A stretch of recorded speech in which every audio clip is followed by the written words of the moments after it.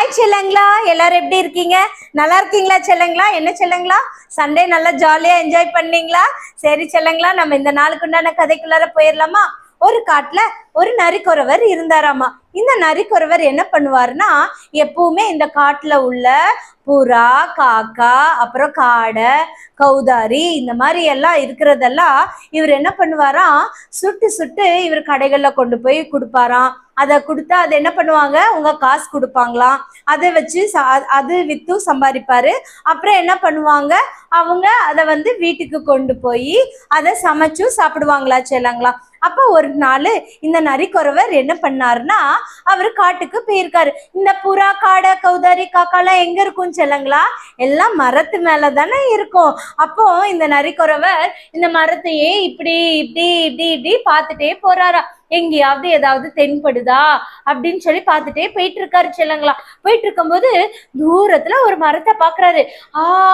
அங்க புறா இருக்கு அப்படின்னு சொல்லிட்டு இவர் என்ன பண்றாரு, மெதுவா மெதுவா போய் அந்த புறாவை லாபகரமா டபக்குன்னு பிடிச்சிட்டாரு. பிடிச்சு என்ன பண்றாரு, அவரு உள்ளுக்குள்ளார ஒரு கூண்டு வச்சிருந்தாரு.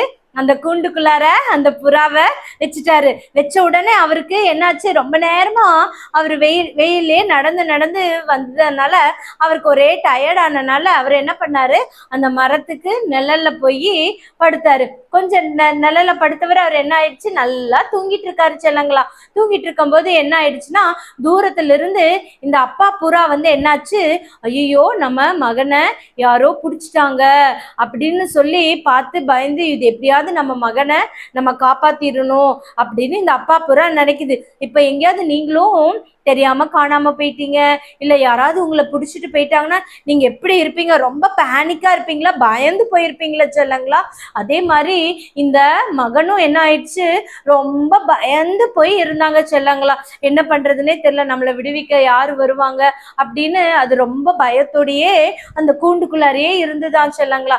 அப்புறம் இந்த அப்பா புறா என்ன பண்ணாரு, பார்த்துக்கிட்டே இருந்தாரு, எப்படியாவது நம்ம மகனை இந்த கூண்டுக்குள்ளார இருந்து வெளியே கொண்டு வந்துடணும் அப்படின்னு சொல்லி மெதுவா மெதுவா மெதுவா மெதுவா போய் என்ன பண்ணாரு, அந்த மகன் கிட்ட பேசுறாரு. நீ எப்படி இருக்க, நல்லா இருக்கியா? உன்னை நான் என்ன பண்றேன், அந்த போய் அந்த நரிக்குறவரை நான் கடிச்சு வச்சிடவா, நான் கொத்திரவா நானு. அப்ப அவர் பயந்து ஓடி போயிடுவார்ல, அப்ப நான் உன்னை இந்த கூண்டுல இருந்து விடுவிச்சிருவேன்ல அப்படின்னு சொல்றாரு. அதுக்கு இந்த உள்ளுக்குள்ள கூண்டுல அடைபட்டு இருக்கிற புறா என்ன சொல்லுதா, அப்பாப்பா அப்படி நம்ம பண்ணக்கூடாதுப்பா, ஏன்னா அவங்க நம்ம வீட்டுக்கு வந்திருக்காங்க. நம்ம வீட்டுக்கு வந்தவங்கள நம்ம என்ன பண்ணணும், அன்போடு உபசரிக்கணும். அவங்க நமக்கு தீமையே செஞ்சாலும்ப்பா நம்ம அவங்களுக்கு தீமை செய்யக்கூடாதுப்பா. ஏன்னா நம்ம வீட்டுக்கு வந்தவங்கள நம்ம என்ன பண்ணணும், அன்போடு உபசரிக்கணும்ப்பா அப்படின்னு சொல்லி இந்த புறா அவங்க அப்பா கிட்ட சொல்லிட்டு இருந்ததாமா. சொல்லிட்டு இருக்கும்போது இந்த அப்பா புறாவும் என்னன்னா, சரி ஓகே, நம்ம பையன் வேற இப்படி ஆசைப்படுற அப்படியே அப்படின்னு சொல்லிட்டு அப்படியே யோசிச்சுட்டு இருக்காரு. அப்ப இந்த கூண்டுக்குள்ளார இருக்கிற புறா சொல்லுது, அப்பா அவருக்கு, அந்த நரிக்குறவருக்கு என்னென்ன உதவி வேணுமோ நம்ம வீட்டுக்கு வந்தவங்களுக்கு நீங்க மனம் கோணாம நீங்க செய்யுங்க, முழு மனசோட செய்யுங்கப்பா. நீங்க அவங்களுக்கு எந்த குறையும் வைக்காதீங்க நம்ம வீட்டுக்கு வந்தவங்கள. ஏன்னா அந்த மரம் இருக்குல்ல, அதுதான் யாரு, புறா தங்குற வீடு. இப்ப நமக்கெல்லாம் வீடு கட்டடங்கள்ல இருக்கும், புறாக்கெல்லாம் எங்க இருக்கும், மரம் தானே செல்லங்களா, அங்கதானே அது இருக்கும். அதனால அது அது உங்க வீட்டுக்கு வந்தவங்க என்ன சொல்லுது, அன்போட நீங்க உபசரிக்கணும் அப்படின்னு சொல்லுது அந்த புறா. அப்ப அவங்க அப்பாவும் சரிப்பா அப்படின்னு சொல்லிட்டு அவரு இருக்காரு. அப்ப என்னாச்சு, கொஞ்ச நேரம் கழிச்ச உடனே கொஞ்சம் மழை வர மாதிரி இருந்தது. அப்ப என்னன்னா பயங்கரம் அந்த காத்தடிக்கும்ல, அந்த காத்தடிக்கிறதுல பயங்கரமா குளிர் இருக்கு. இவர் என்ன பண்றாரு, அந்த குளிர்ல அப்படியே நடுங்கி படுத்திருக்காரு. இப்போ நமக்கெல்லாம் குளிர்லாம் வந்துச்சுன்னா என்ன பண்ணுவோம், நம்ம பெட்ஷீட் போத்தி படுத்து தூங்குவோம் இல்லையா செல்லங்களா. ஆனா அந்த காட்டுக்குள்ளார பெட்ஷீட்லாம் இருக்காது தானே. அதனால இவர் என்ன பண்றாரு, அந்த குளிர்ல அப்படியே எந்திரிச்சு படுத்திருந்தவர் எந்திரிச்சு அப்படியே குளிர்ல நடுங்க அப்படின்னு சொல்லி உட்கார்ந்துட்டு இருக்காரு. உட்கார்ந்துட்டு இருக்கும்போது இந்த புறா என்ன பண்ணுது, அப்பா புறா அவங்க கிட்ட வருது. வந்த உடனே, ஐயா உங்களுக்கு ஏதாவது உதவி வேணுமா, உங்களுக்கு உதவி செய்யணுமா அப்படின்னு சொல்லி கேக்குது. எங்க வீட்டுக்கு நீங்க வந்திருக்கீங்க, உங்களுக்கு என்ன வேணும்னாலும் கேளுங்க, நான் உங்களுக்கு செய்யறேன் அப்படின்னு ரொம்ப சிரிப்போட அன்போட அவங்க கிட்ட கேக்குது. கேட்கும்போது அவர் சொல்றாரு, எனக்கு நான் ரொம்ப நேரம் ஆச்சு, எனக்கு ரொம்ப குளிரவும் செய்யுது, எனக்கு பசிக்கவும் செய்யுது அப்படின்னு சொன்ன உடனே இந்த அப்பா புறா என்ன தெரியுமா செல்லங்களா பண்ணுச்சு, காட்டுல போய் கட்டையெல்லாம் இருக்கும்ல, அந்த கட்டையெல்லாம் கலெக்ட் பண்ணி கொண்டு வந்து வச்சு என்ன பண்றாங்க, ஒரு தீயை பத்த வச்சுன்னா என்ன ஆகும், நல்லா தீ எரியும். அந்த தீக்கு எப்படி இருக்கும், நல்லா கத கத கதன்னு வார்மா இருக்கும்.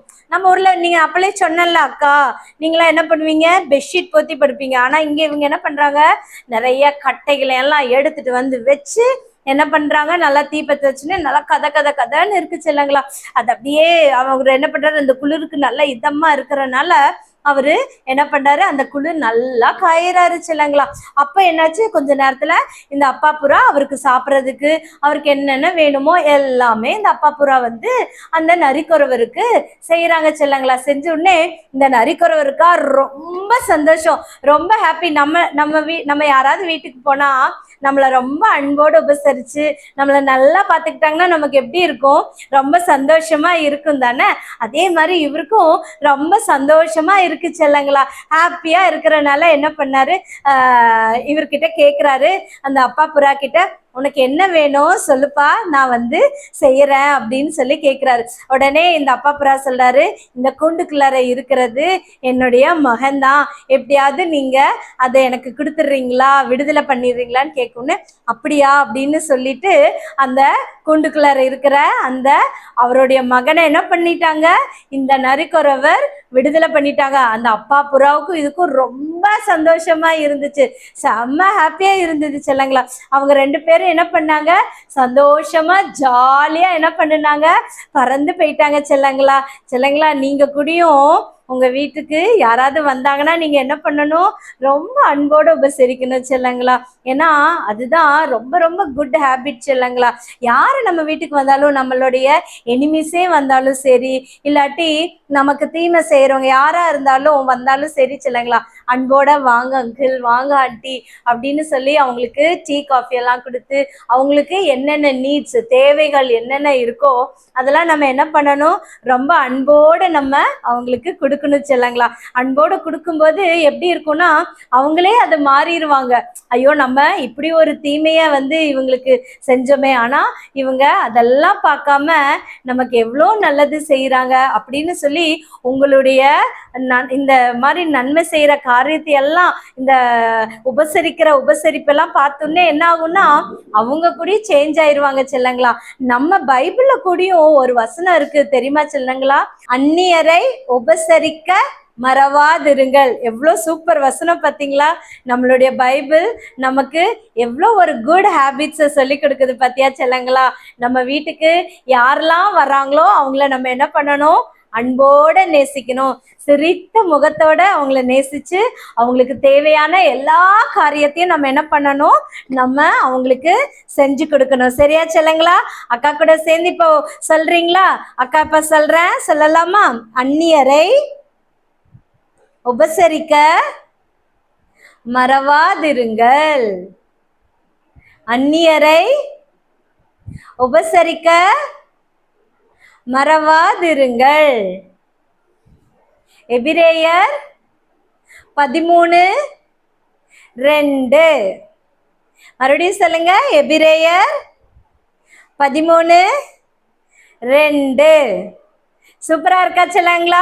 வசனம் ரொம்ப குட்டி வசனம் தான் செல்லங்களா, அதனால நீங்க சீக்கிரமா மனப்பாடம் பண்ணிடலாம். சரியா செல்லங்களா. சரி, அக்கா நாளைக்கு 8 o'clock உங்களை பார்க்க வர. சரியா, இந்த வசனத்தை மனப்பாடம் பண்ணுங்க. காலையில எந்திரிச்சுன்னே உங்க மம்மி டாடி கிட்ட இந்த வசனத்தை சொல்லுங்க. சரியா செல்லங்களா. நாளைக்கு 8 o'clock அக்கா உங்களை பார்க்க வரேன். பாய், see you, good night.